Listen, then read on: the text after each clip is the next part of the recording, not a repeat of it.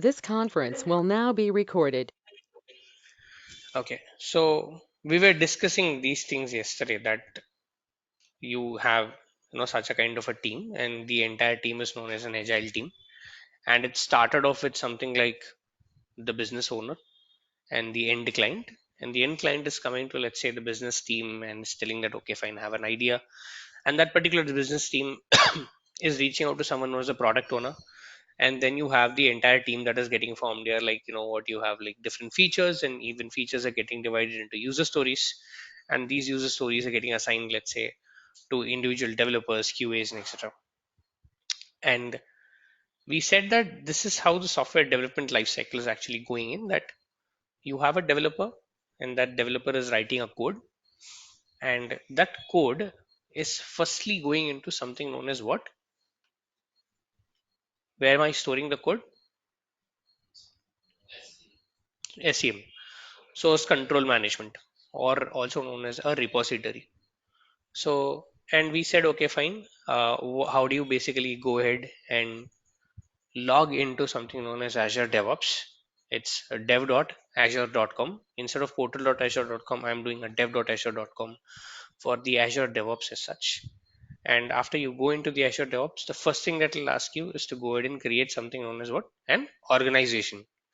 And after the organization, you can go ahead and create a project within the organization, right? This is what, or this is the workflow what we followed. So let's do one thing. Let's start Azure DevOps today.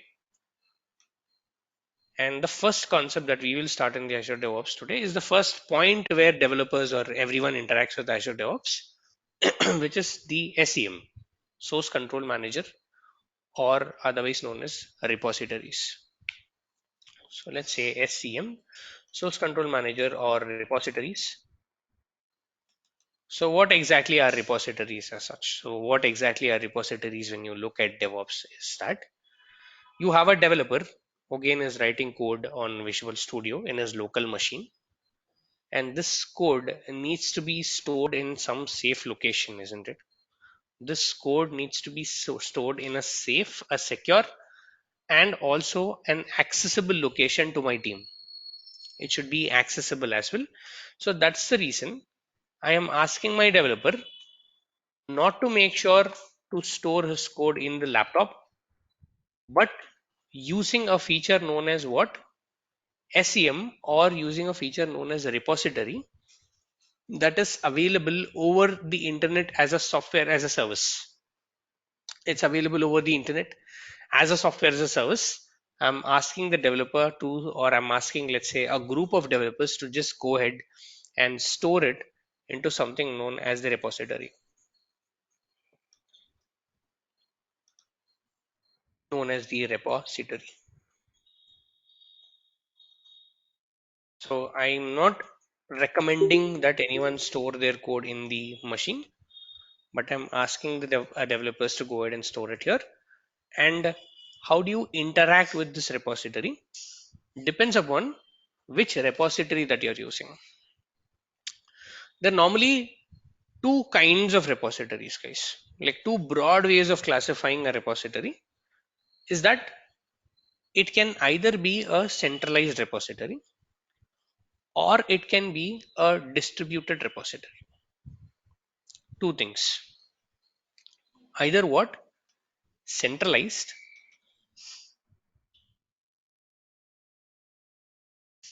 and something known as distributed. So two broad things that I'm giving here is that centralized and distributed out here. These are the classification of a repository or a source control, or also called as version control. So in the interviews, right, they can ask you what's your source control, what is your version control, what is your source control management, whatever it is.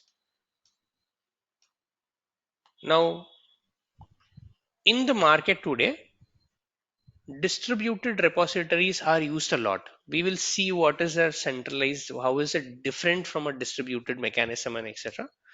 But let's understand that in the market, as of now, there is a lot of emphasis, or there is a lot of focus on the distributed version control mechanism. And one of the most popular distributed version control systems available out there is known as Git. Git. Git. Something known as what? Git.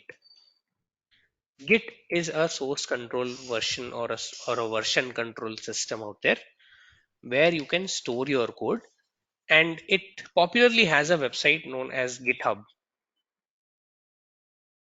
where you can go ahead and, let's say, create a free account and start storing your code out there.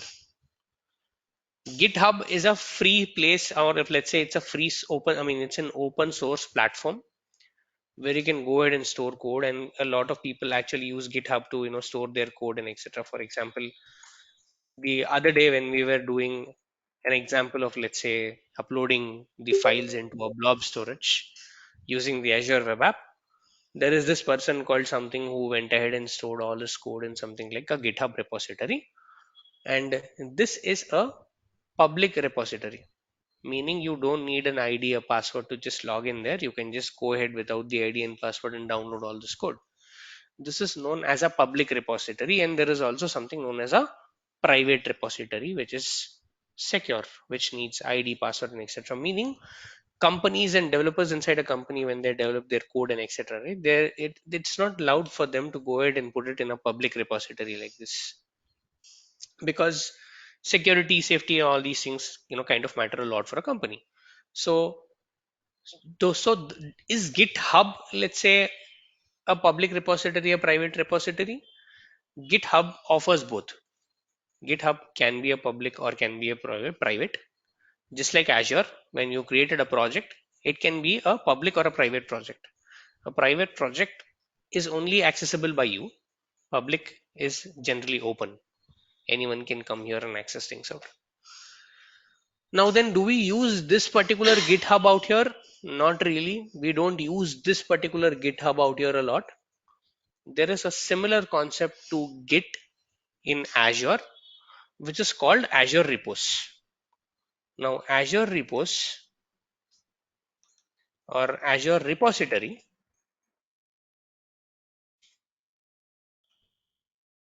is nothing but the Git, but it's converted as a service inside Azure DevOps.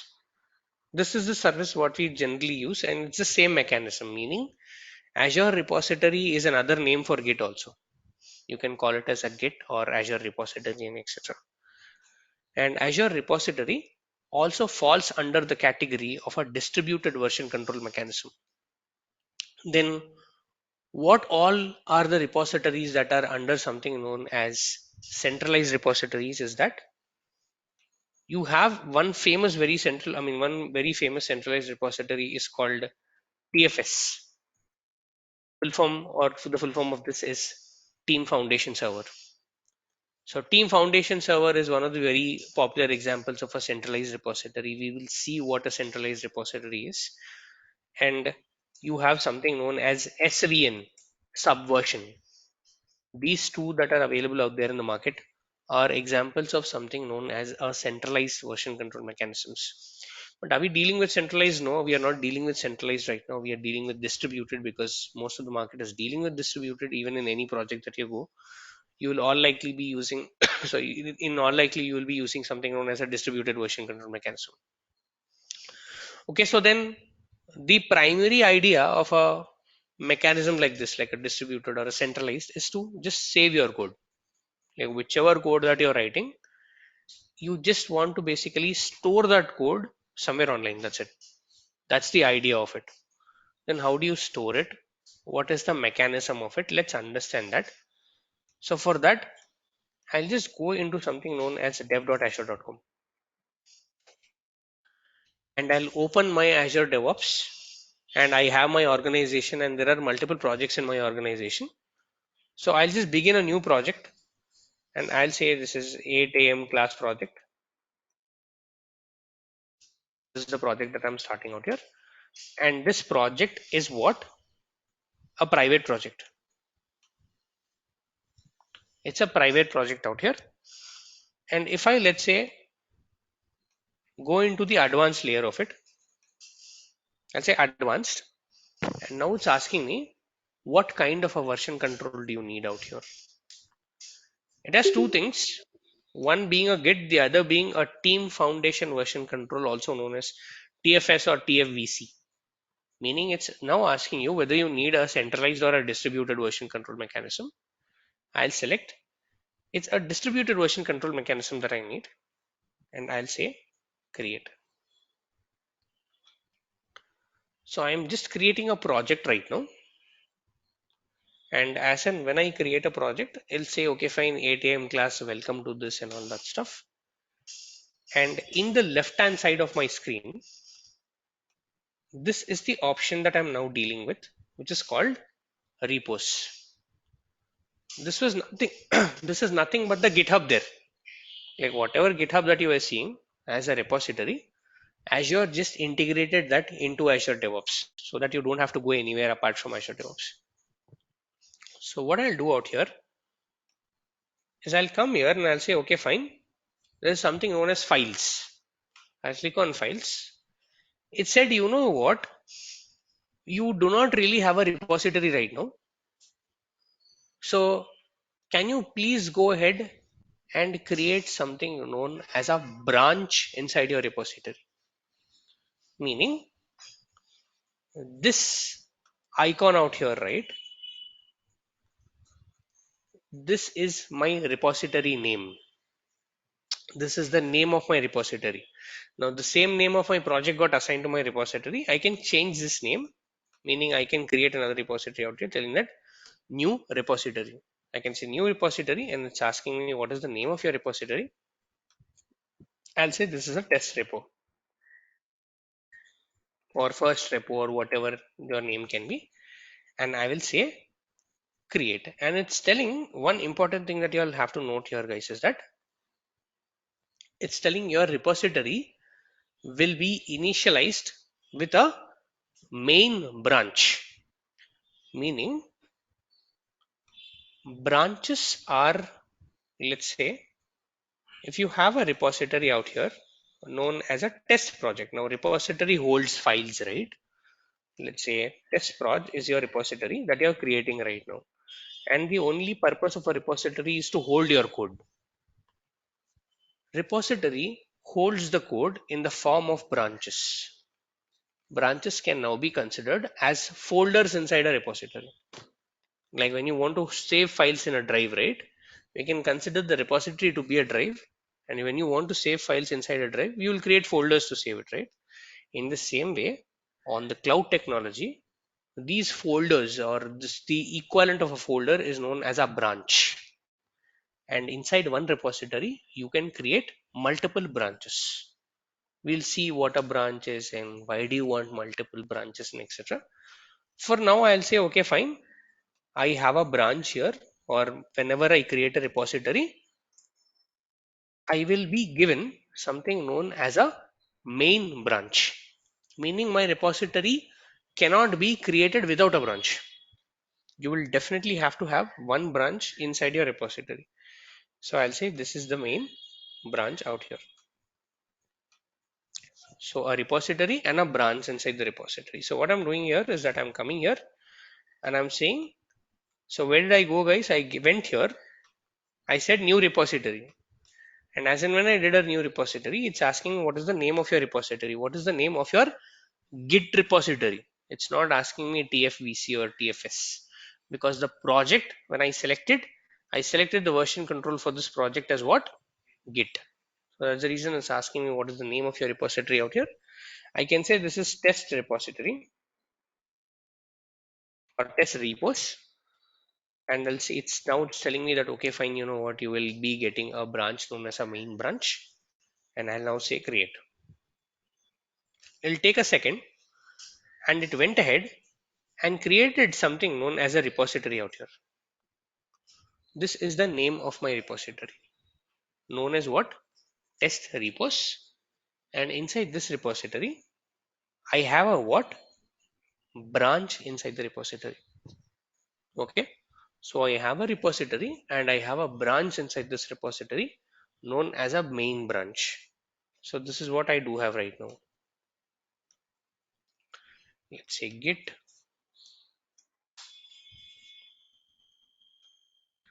So this is the color of my repository, and this is the terminology of a branch, or let's say this is the representation of a branch. So the name of my repository out here is what? Test proj, and name of the branch that I went ahead and created is called what? Main branch. So branch I've created, so I've created a repository. Now I have a few files inside this particular, or I just have a one file inside this particular repository known as what? readme.md file. Right? Whenever you create a branch, whenever you create a first branch in your repository, it will give you a file known as readme.md. And here in this file, it says, okay, fine. How do you get started with this Azure repository and etc. It's just reading out some, a few lines and etc. It's saying, okay, fine. It's reading out a couple of lines and etc. And it has like multiple lines that how do you get started, what do you do, and etc. and all that stuff. I can go ahead edit this file. I can say edit, and I can add my own line here. I'll say, okay, fine. This is my new line, just like the way you add it in a text file and etc. I'll say this is the name of a new line, or this is a new line and etc. And you have to save this, right? Because when you write it in a file, in a notepad, you have to save the file in a notepad, right? The equivalent of save in a repository is called commit. I won't say save, I will now say commit. And since I am doing this commit on a Git repository, this command is known as git commit. Okay, so this here, right, you have a save button there, but in just beside to it, it's telling commit, meaning whatever changes that you have done to this file, commit your changes, or the other way of saying save. But on a repository, we won't tell it as a save. We will now call this as a commit out there. So I can say, okay, fine. I can hit on commit. And this action is called a git commit, because the repository that I'm using is a git repository, right? And this action right now is called as a commit. So I'll say this is my first commit. And I can say on what?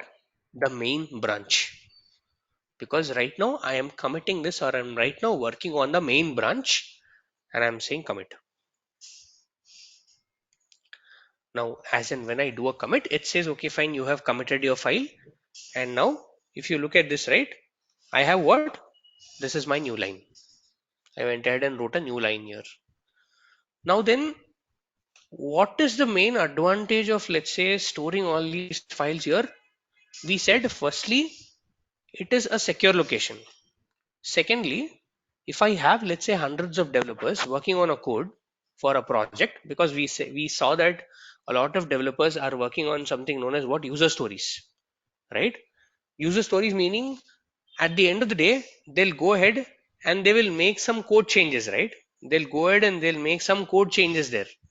So where will they commit all those code changes? In the repository. Now let's say there are hundreds of developers who are working. How do I know that which developer made a change? Right? Because this is important for me. When I'm saying this is now a central location where all the files are now being stored, all the files are now getting committed, I need to know who's made what change. If it's my local machine, I know whatever changes is done, I am making that change, because there is no one else who's using my machine. But this is a Git repository that is there on the cloud, and hundreds of people are able to access it in your project. How do you know who changes it? Is that you have a tab here called what? History.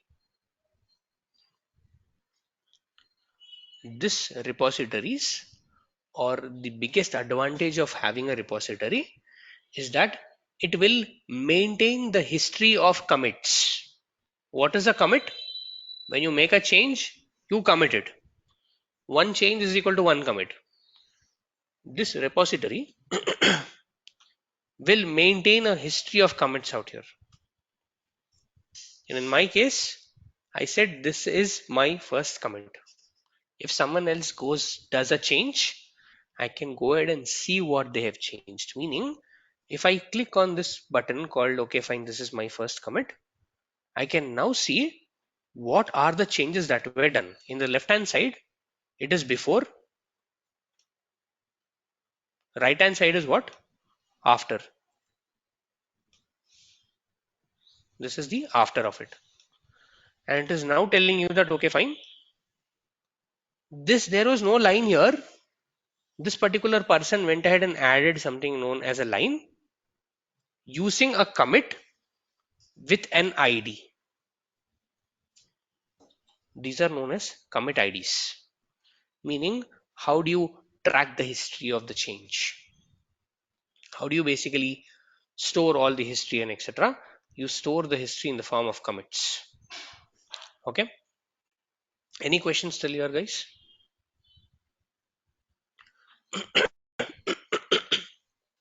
Any questions, guys? Any questions still here? So commits, changes, everything. This is good. Let's do one thing then. Now I have a couple of files in my local machine. I have what? A couple of files in my local machine. I want to now make sure that all those files are uploaded in this particular repository, because the end goal of a repository is to hold files and folders and etc. How can you do that? Is here, right? If I am on the repository level, now I clicked on something known as repos. I'm on the repository level, and on the repository level, you have three dots here. You have like what? Three dots here. You can click on these three dots out here. Say upload files. Okay, you can say upload files, but this is not how we do it. This is not generally how we do it. We don't upload things out and etc. Rather, this is a Git repository. It's not, let's say, a folder on the cloud. It's a repository. So it has to be treated the way it is. So in order to treat it, or let's say in order to make sure that I interact with it, there is a language for it. That language is itself called Git. Which the language is itself called Git out here. So I need to understand that language. I need to talk with my repository in the same language it understands. So do you have to learn a language to do this? No, you don't have to do that. Of course, there is something known as a Git command line where you can just go ahead and type in commands. But I'm not a huge fan of just typing commands and etc. Because I basically see what is the easiest and what is the smartest way of achieving things. You can have commands, but not heavily recommended. You can, if let's say you are working with especially Azure repos, right? You don't need a command line at all because everything is a GUI, graphical user interface. So the first thing that you need in your local machine to be installed to interact with a repository called Git is that you need a software known as Git out here. It's called Git Bash or Git for Windows. How do you install this out? Just go to, let's say, Google and just say Git for Windows. Okay. Just say Git for Windows. You have a Git package download page. Just say, like, whether if you are a 64-bit operating system or a 32-bit operating system, depending upon your operating system, please go ahead and let's say download a 64 or a 32-bit version. After you download, it's a very simple installation procedure. Just like you install a VLC player in your computer, just do a next, follow all the default options and get it installed. Okay. First thing is that install something known as what? Git repository. Sorry, install known as what? Something known as a Git software for Windows. After installing this one out, now I start with something known as commands. Now this Git repository, guys, where is this? Now this is the repository. This is the branch of the repository. Where is this, guys? Where is this sitting in? Anyone? Sorry, it's test repo. Yes. Where is the test repo? New project. Where is that new project? In Azure DevOps. meaning it's on the cloud. Your repository, your files, everything are on the cloud. The first thing that I need to do before I start interacting with this repository is to download the repository to my local machine. Okay, this is the first step that I need to do. I need to make sure, let's again open up my laptop image.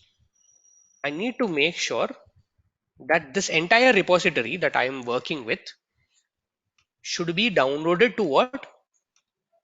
My local laptop. Now I am just using a layman term called download, but this term in Git is called a clone.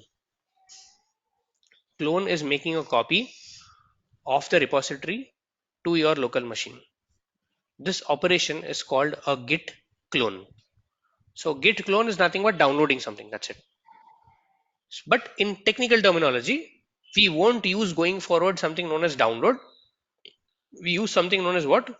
Git clone, our first command. Now there is a command for it to go ahead and clone a repository. If you want to look at that command, you can say git clone syntax, and it'll tell you, okay, fine, this is how you go ahead clone things out. It says, okay, fine, it'll give you the purpose and everything and all that stuff. And it says usage. It says git clone and the name of the repository, and you can clone everything out.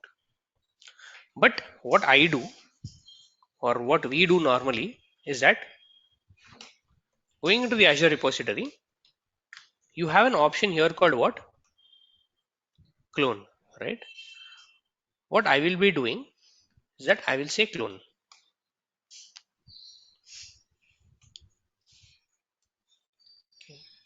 And it says, okay, fine, you know what? You can clone your repository. And it's saying, where do you want to clone this? I can use VS Code, Visual Studio. There is a list of softwares that I can use out here. There is an entire list of software that I can use. But since we are all familiar with VS Code, right? I'll say VS Code. Now it's saying, do you want me to open VS Code? I'll say open VS Code. Please go ahead. Open that VS Code in my local machine. And it is now going to open the VS Code. Now this is a template that I was working on. So it is showing that template. But just wait for a second and it says, it'll give you this dialog. It'll say, do you want to allow the extension to download this out, to clone this out? I'll say yes, open. And now it's asking you, okay, fine. Where do you want to save the file, or where do you want to save this repository in your laptop? I'll say, okay, fine. Please go into something known as a H drive and save it out here. I'm okay with this. Now it is doing what? In the backend, it is doing what? A clone operation. It is going to this particular link known as, okay, it's going to a particular link known as dev.azure.com, my organization, and etc. It's telling, okay, fine. I have cloned your repository. Do you want to open it? I'll say open this out. Yes, I want to open it out.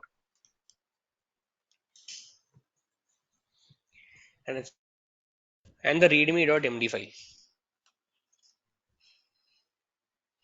Whatever file that I had, right? This is a new line and etc. Now I have that particular file here. So new file, I've just basically made sure that I clone this file into my local machine. This operation is known as a git clone, and you can see that folder here also. Like if I go into, let's say, the H drive of my system, I have a folder with what? Test repo, and this is how it's like storing things out. And I have a readme.md file where I have all these changes and etc. Let's say I want to add a file here. I can say, okay, fine. Go ahead, say new, say file. I'll say sample file.txt, and I'll say this is a sample file to test git commit or git clone. I'll say save. I'll close this out. Okay. I saved and I close it out. I go into, let's say, the Visual Studio wherever the repository is open. And do you see, right? It's telling you have a sample file.txt which is uncommitted. In the beside you have something known as what? U. It's not committed.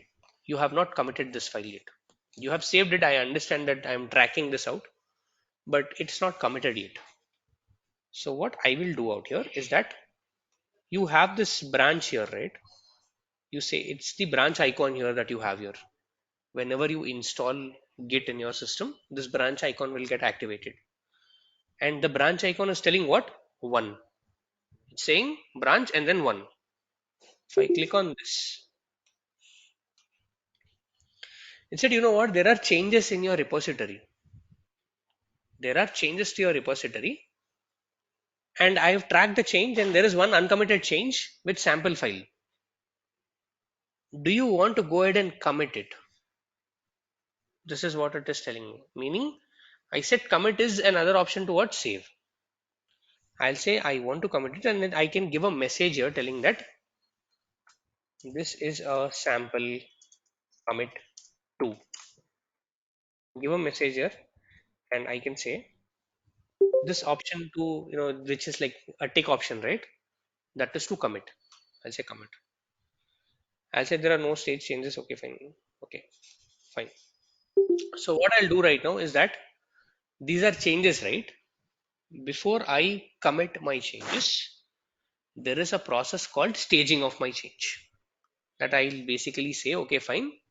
Here it says stage all changes, right? I'll say stage, and now it says these are the stage changes. Do you want to go ahead and commit it? I'll say yes, I'll go ahead and commit this out. I committed my change. Now if I look at, let's say, the files out here, you do not see a green U. It's not telling it is uncommitted, it is committed. Meaning Git is now tracking all the changes that you are doing on your local machine. This is my local machine, not the cloud. I am working on the local machine, and for Git to track all these changes, you do not even have to have an internet connection. Git will basically track all those changes even without an internet connection. Meaning, let's say if you are working over a period of time, let's say you are on a flight and you are working, let's say, on this particular repository, you've done a lot of changes. Do you have to get connected to the internet? No, you don't have to. All your changes or all your commits are tracked locally. And how is it tracking? Because here, right, you have a .git folder. This .git folder is called a Git database. It is now tracking all your changes that you have done to this particular code on your local machine. These changes are not there on the cloud. When I committed it, these changes are not reflecting on the cloud. If I even refresh it, right, I don't have that sample file that is getting reflected. It's not there because these changes are committed only to your local machine. I have not committed these changes to the cloud. Meaning I can have a history of commits that I am doing over a file in my local machine. This is the biggest advantage of a distributed version control mechanism. Meaning you can track changes, you can keep a track of your changes locally without any internet connection. Whereas when you work with a centralized repository, all these changes will be saved on the cloud only. It won't be able to track local changes. If you want to track local changes, you need to have an internet connection. You need to connect with that particular central server. This is the biggest difference between a centralized and a decentralized or a distributed version control mechanism, and why distributed version control mechanism is taking an edge over centralized mechanism. Okay, any questions still here, guys? Any questions that I can take till here, guys?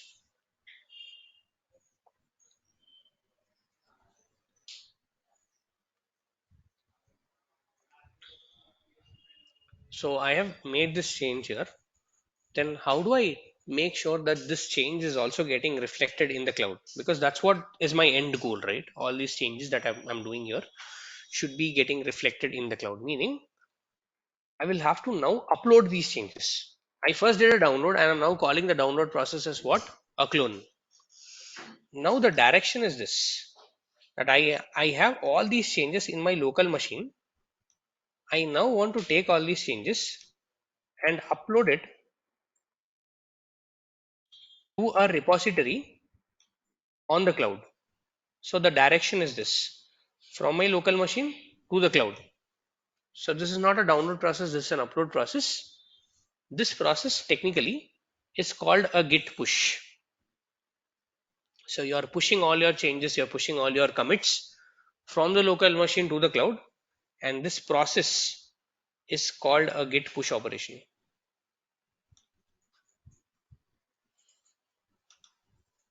It's called what? A git push. So you're pushing all the changes from your local machine, or whatever changes that you made on your local machine, you're taking all those changes and pushing it to the branch that is there on the cloud. So how do I do that? Again, I'll come down to my VS Code. You have three dots here. I'll just go here. You have three dots here, right? Let's say push. Now it is taking all the changes that I have on my local machine and it is pushing to the cloud. And if I come here into the repository, do a refresh here, I have the sample.txt file. So I began with something known as what? Clone. So clone is an operation where I went ahead into, let's say, the repository, and I made sure to bring all the files from the repository into my local machine. And after this, I made sure that, okay, fine, I have my repository right now. I will now track the changes locally. I'm tracking the changes locally right now. And after tracking the changes locally, I am now going ahead and pushing the change back into, let's say, the repository out here. And I'm pushing where? I am pushing into the main branch of my repository. How do I know whether I'm working on the main branch or any different branch out here? First indicator is this, you're working on a main branch. Second, here, when I work on the Visual Studio, right?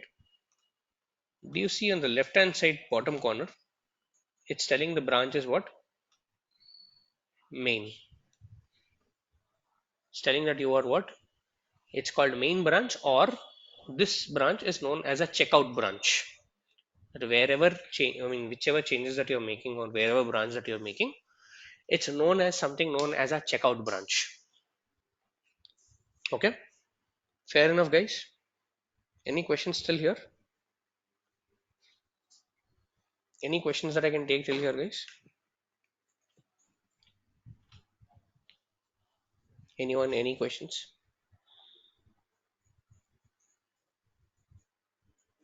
Online, offline, guys. Anyone? Any questions, guys? So this is where your interview questions can will come a lot. Is that what do you mean by a git commit? What do you mean by git push? What do you mean by git pull? I did not discuss what a git pull is.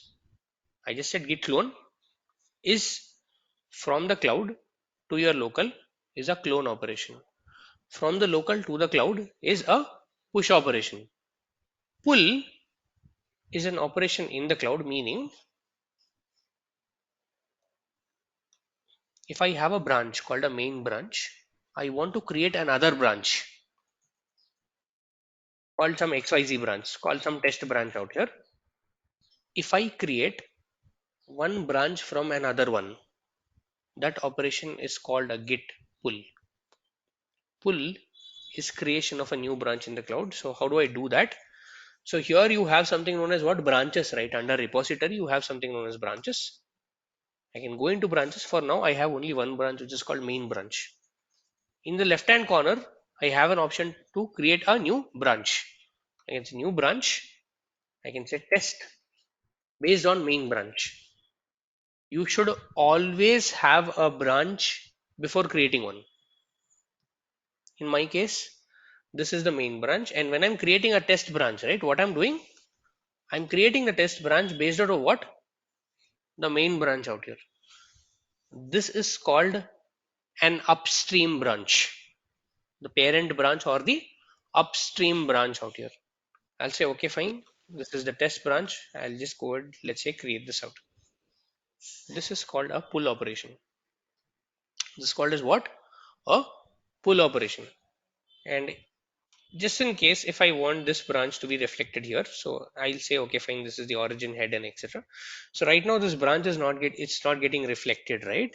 So what I'll do is that, let's say, now over a period of time you are working on this code, right? You are working on one particular code out here, but along with you there are a lot of developers who are working on this code, meaning this particular repository on the cloud is being updated every day. How do you make sure those updates are reflected in your local machine? What you do out here is that, here click on this, and let's see, let's do something known as a git pull here. I am pulling all the changes that are there on the cloud to my local machine. I'm making sure to pull everything, meaning I am making, or this operation is also known as a git sync, where you are syncing your local machine with the cloud. Whatever is there on the cloud, you are syncing all this. And how did I do it? I came here and I did what? A a pull operation out here. And now if I just click on this, I have like multiple branches out here, and one of the branch basically will also be called as what? A test branch out here. Okay. Now the thing is that, can you create a branch from your local machine and push the entire branch? Yes, you can do that also. Meaning, in here, if I click on branches, right, it's saying, okay, fine, create a new branch. I'll say create a new branch. It's saying branch name. I'll say test branch local. Enter. And now do you see, right? The branch that you have changed. You have changed from main to what? Test branch local, that you have created on your local machine. But this branch is not there on the cloud yet. Like if I do a refresh, you still have what? Main and test. If you want to basically make sure to push this branch, you can say publish changes. You have an option to do what? Publish changes, meaning this branch will now be uploaded to the cloud. Now if I come down to the cloud now and do a refresh here, I have what? Test branch local. Then the question comes in that, why do you need so many branches? What exactly do you achieve from a branch, and etc. We will look at this in something known as branching strategy, which is one of the most important topics when you come down to, let's say, Azure repos. That what are branching and merging strategies and etc. and so on and so forth and so on, and all those things out there. Any questions still here, guys? So what is a git clone?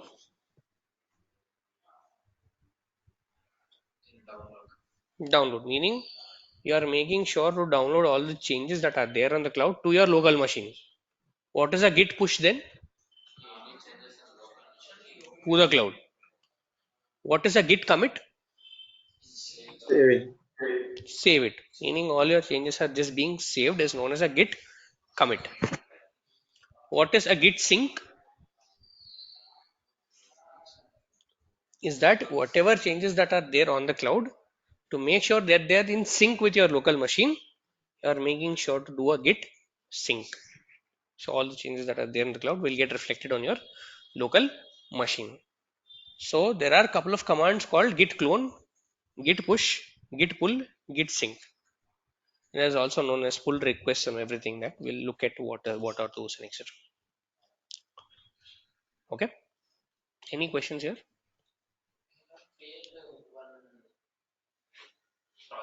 Mhm. Right. So yes, I mean, it is not really recognized by the ID of the project. It is by the name of the project. Like you're talking about the commit ID, right? Each and every commit will have its own ID. In the same project, in the same branch, each and every commit will have an ID. For example, I have something known as commits here, right? If I go here, this is sample 2 that I done from my local. This has a different ID. This has a different ID. This has a different ID. Each and every commit in the same project will also have different IDs. This is how Git will track what are your changes. This is known as version controlling, meaning what is the version that you're working on? What exactly is the commit that you're working on, etc. Okay. Any questions that I can take, guys? Anything that I can take?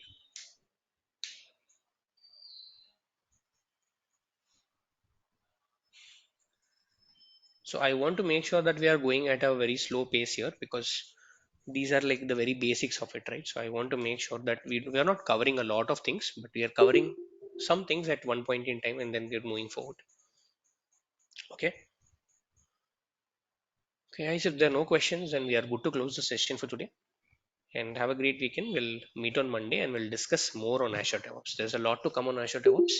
So please make sure to follow the initial lectures because these are like the basics. We'll cover a lot of things.